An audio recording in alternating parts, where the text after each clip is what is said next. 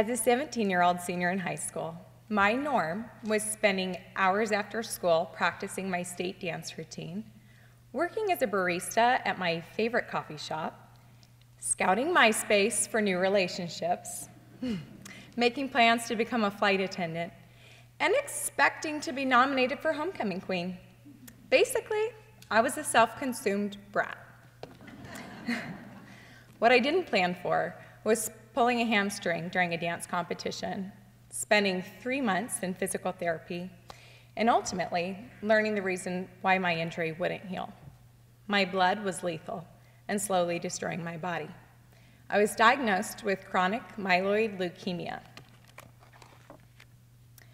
I clearly remember sitting in the hospital room with my parents and actually begging my doctor to tell me exactly what I needed to do to get my life back to normal.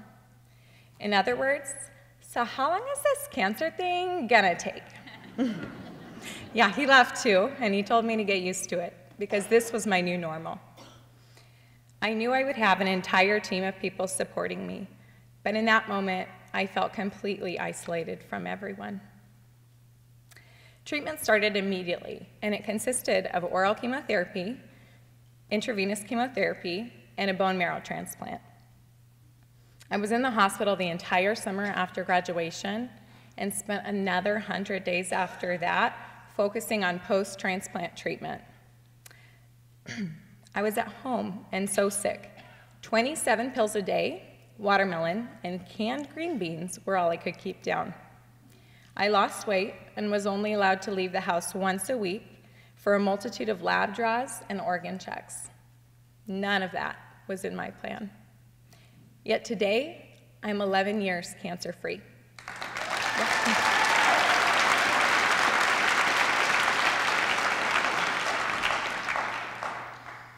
I can truly say that while my life was disrupted and my normal was replaced, cancer was the best thing that could have happened to me at that time. It was when I lost complete control of my perfect life that I was able to tune into the incredible blessings around me. For the 2 months that I was in the hospital, despite her own illness, my mom left my side for only 6 hours. My dad joined me every evening after a long day at work and even shaved my head. My sister went through an excruciating procedure to save my life, as she was my perfect bone marrow donor. My godparents brought me my favorite chai tea daily, even though I couldn't drink it. Random customers from my coffee shop tracked me down and came to visit me in the hospital. Our medically trained friends advocated for me. Visitors decorated my room with colorful pipe cleaner flowers, and people in my hometown whom I had never met raised money to help my parents cover the cost of my treatment. Ironically, my friend Ashley had Hodgkin's lymphoma at the same time as I was in treatment. But her support system was non-existent. In fact, her parents were out of the picture entirely. Despite her circumstance, you would never catch Ashley without a smile. She was boisterous, goofy, and quite sassy. You never wondered where you stood with Ashley. Overall, she was known for her kindness and resilient spirit. When I was sick, she was there. She made sure I knew the ins and outs of the entire 10th floor. She would crawl into bed with me and brush my hair when I was sad, and even hold the bucket for me while I was throwing up. Ashley was my guiding light. I had been in remission for a year when Ashley's cancer came back for the 3rd time. With the news that she would need another stem cell transplant, I decided it was my turn to be her caregiver. After transplant number 3, her doctors were quick to identify that Ashley's body was rejecting her donor's marrow and shutting down her organs. She didn't have much time. I decided that I was going to be there for her. I set up camp in the waiting room. I went to school during the day, and I slept there at night in hopes that I would get to see her. And finally, after a week, Ashley asked for me to come to her room. She wanted my help planning the last party that she would have a say in. We stayed up late that night deciding which friends would get her belongings and which colors would be represented at her funeral. Lots of color. You wear blue, and you wear purple, and you wear my yellow high heels.